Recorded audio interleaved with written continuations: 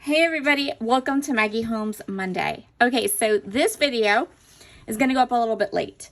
So it's going to, well, actually it's not. It's still going to go up at like 7 Eastern, which is when it usually goes up on Mondays. But I'm working on this layout quite late because right now in real time, it's Monday morning. I didn't know what I wanted to do. I was kind of at a loss as to what photos I wanted to scrap or what I wanted to do. I was just a little bit like floating around with a couple different ideas. And then I watched Shamel's live, which would have been this morning. It's actually still going on. She's almost finished with her layout, but I'm just starting mine. So in that video, she was talking about a portrait and a landscape photo, right? And she said she said for her, there's only one way to do it. And I said, well, you could try this. And I kind of tried to like type a couple different ways. And anyway, the end of the story is that we decided that I was going to do some layouts with one portrait and one landscape to show you a couple different ways to do them. So this is how she did with hers, right? But I'm going to show you a couple different ways.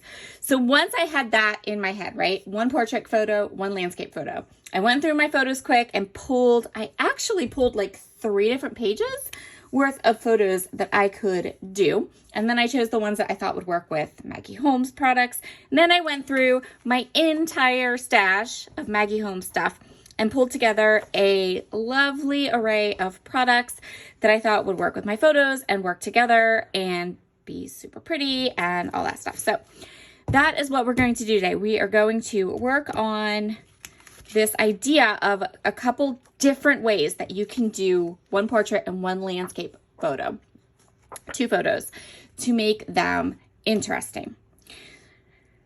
So let's get started and see where we go with this. And I think I have I kind of pulled those photos out. So we might do another 1 or 2 this week, but we're going to do this one first.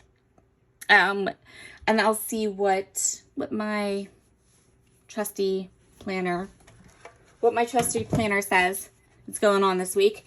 And maybe we'll do another one later this week. Okay. So if you're coming from Shmel's channel and looking for the video with one portrait and one landscape photo, this is it. And I'll try to put it in the description box or in the title, so you know this is the one you're looking for. And I'll also put it in Shmel's Facebook group.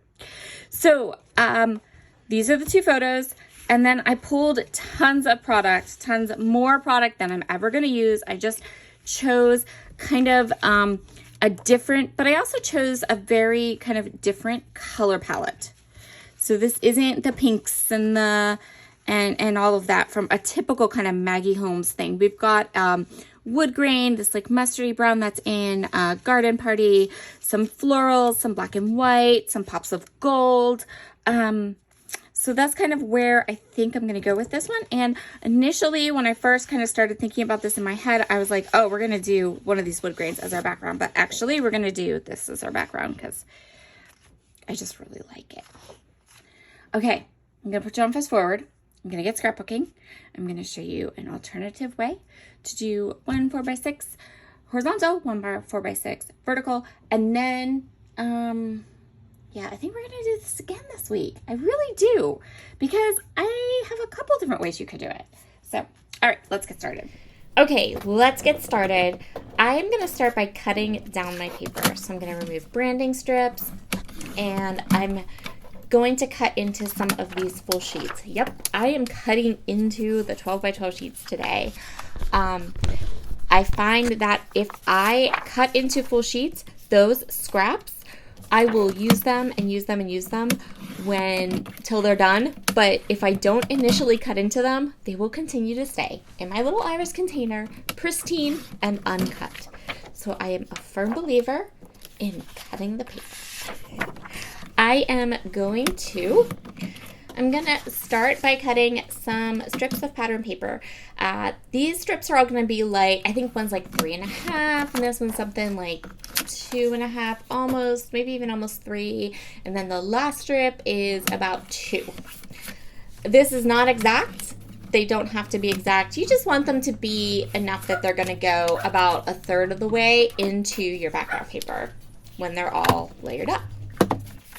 For my photos, I just cut two 6x8 pattern papers in half, and then I am going to trim my photos down. So my photos are going to be 4x6 total, but that does include the backing of the paper behind the photo.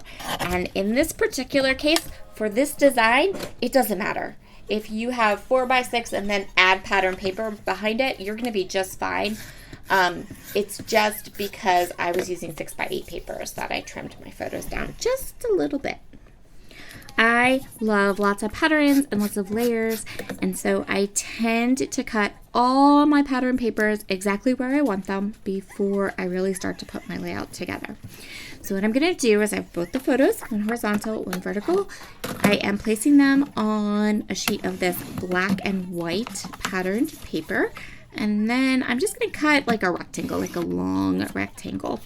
You don't need to do this. I just wanted more pattern paper on my layout. You could do this design just as easily and just as perfectly by just putting your photographs, right on your page, not matting them. Totally up to you. Whatever makes you happy. Pattern paper makes me happy. So this was kind of what I was thinking in my head. So this was sort of kind of my idea for how I was going to have this layout be. And it would work. It absolutely 100% would work just like that. I'm going to add one more strip of pattern paper because you can never have too much pattern paper. Next, we need some ink. I love Distress Oxide ink in Vintage Photo. If I have any sort of warm colors that I am scrapbooking with, if I am scrapbooking with all cool colors, think blues and purples and things like that, then I use Hickory Smoke Distress Oxide ink, but these are nice warm colors, so we're going to go ahead and do the Vintage Photo. I'm also going to tear little like peekaboo notches out of my photo mat here, and then ink that up. I'm also very pro tearing papers. Love to tear them and layer them, make them look old and distressed and vintagey. That's kind of my jam. Okay, so we have that section. Now let's work on these three papers. Same thing. I'm gonna tear an edge. I'm gonna ink it up with some Vintage Photo Distress Oxide ink. And since today's photo choices were inspired by Jamil, I will call it a booper even. Okay. So once I have all three of those pattern paper strips layered up, I'm going to take my fingers and I'm going to rough up the edges. Do like a roughed up edge.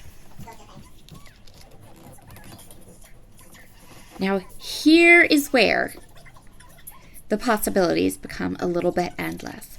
So you see, you can put it like that, or you can put this anchor piece at the bottom and have your photos coming up, or you can put your anchor piece at the top and have your photos coming down, or you could have your border, those torn borders going to either side of your page and then have the photos.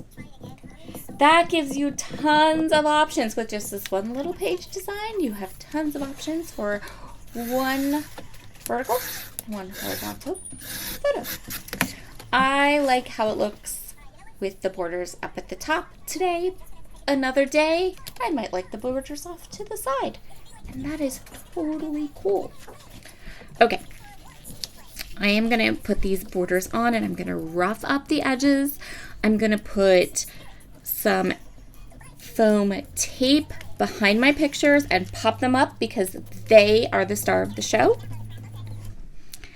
And now I have this whole huge pile of die cuts that I want to find places for. Now, I know right away that there are way more die cuts here than I am ever going to put on one page. But I like options. So there were a couple of things I knew I wanted on the page. I knew I wanted that little Bloom with Grace piece to be my title. I knew I wanted that big deer to be on my page because that is one ginormous die cut, and it is more than likely never going to find a comfortable home on another layout. But for this layout, it worked perfectly. It snuggled right in there into that little like L-shape area between the two photos. So for me, the deer was like not an option because I know me and I know that I would never get that huge deer on another layout ever again. I like that yellow flower. I like how it pulls in some of those yellow and orangey tones that are in the photo and in the pattern papers, but I really, really don't like the dark leaf that's underneath. So I'm going to kind of move stuff around and find some ways to cover it up. I am the girl who likes the layers. So I am still being hugely inspired by junk journal process videos on YouTube. I don't know why, but I just find them so enchanting right now. They're fabulous.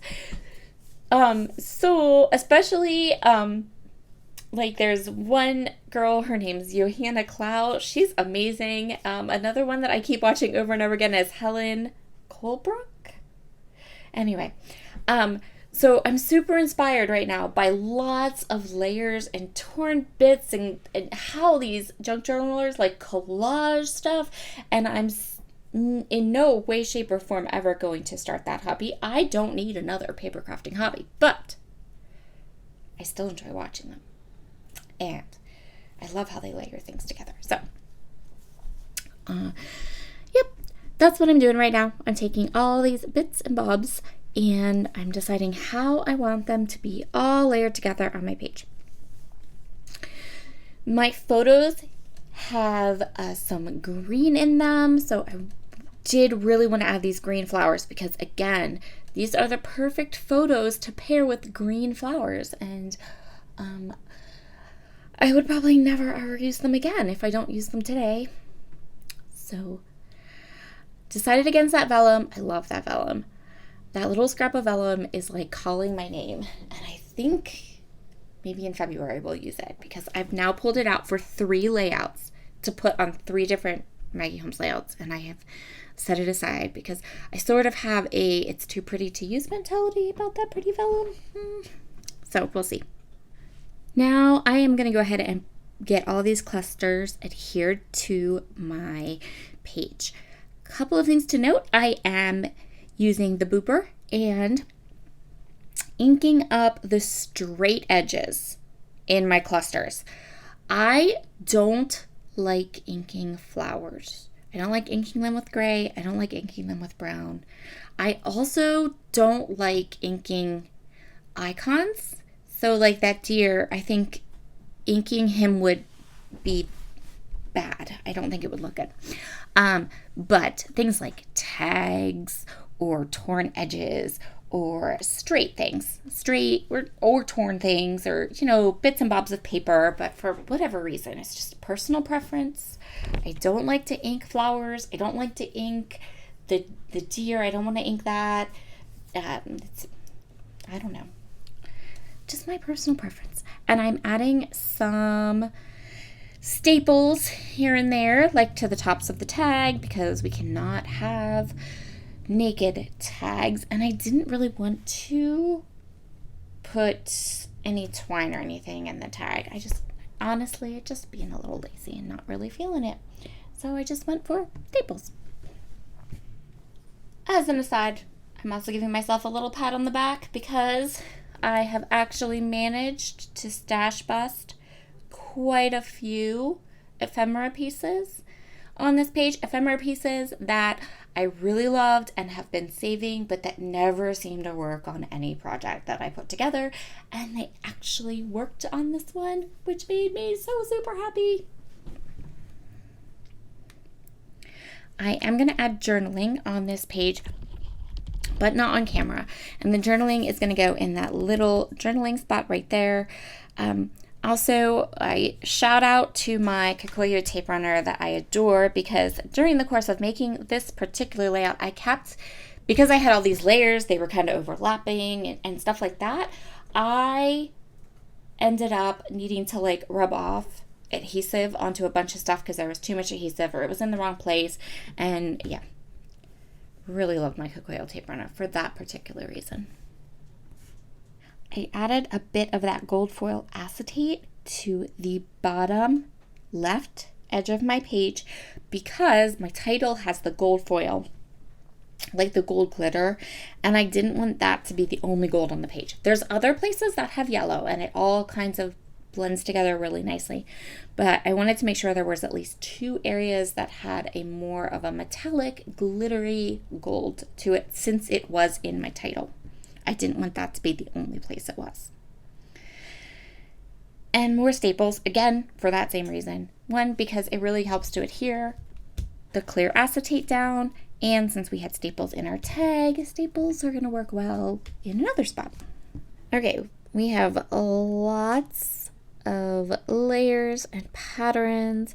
We're going to add a squirrel to this layout, again, because the woodland vibe is strong on this layout, and that squirrel would never get used if it didn't get used here. So I'm going to pop him up, and then I am going to think about what else I might want to add to this layout that will just be the last little details. Little details are something that I am passionate about if you've been around my channel for any length of time, you know. Sequins, little things. I love little things. So there isn't a lot of space on this layout, so left for little things, and I definitely do not want more color. We don't need any more color. The color is done. We don't need any more pattern. Everything is looking really, really nice. But I know that in this marigold pack of clear stickers, there are these black like bees that I thought would be perfect because they're black, they're clear, they're black.